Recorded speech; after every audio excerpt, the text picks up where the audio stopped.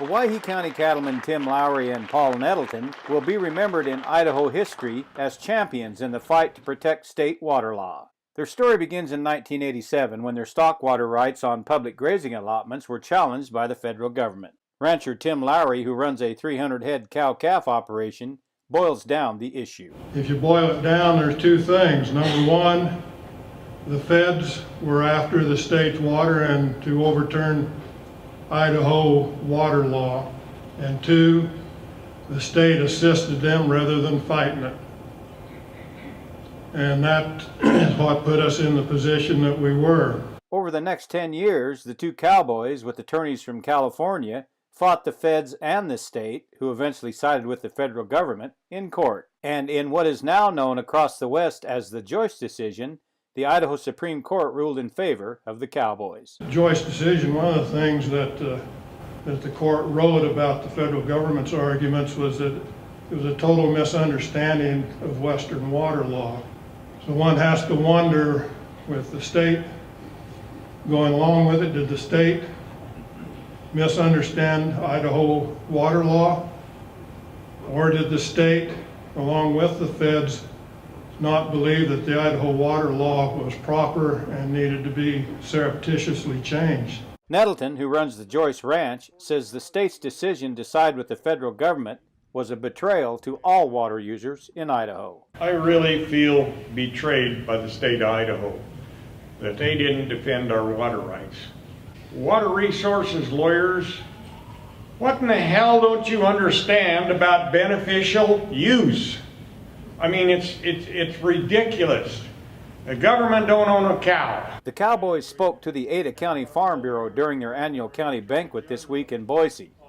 Both expressed their disappointment in the state's attorneys and question if they really understand Idaho water law. Well, it seems pretty plain if Paul and I could understand the Constitution and understand the general water laws and understand the specific ones dealing with stock water, one would think the Department of Water Resources and the Attorney General's office could understand that. It still sticks in my craw.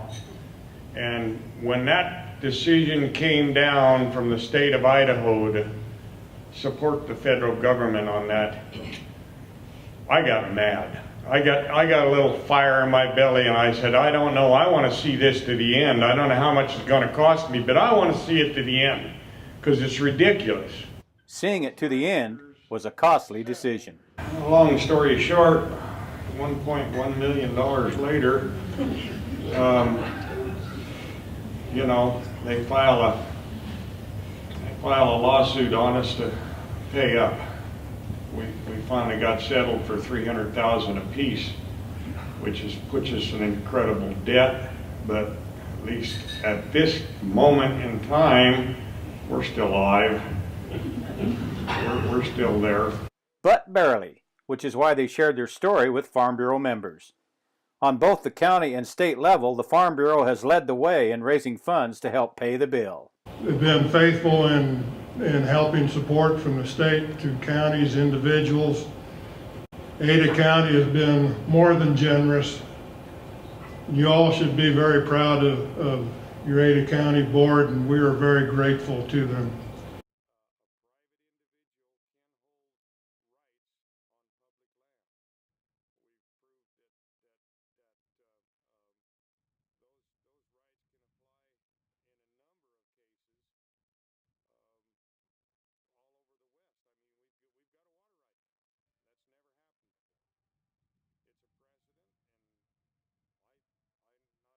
Just two cowboys from Idaho's Owyhee County, with a little help from their friends, taking on and beating down the federal government.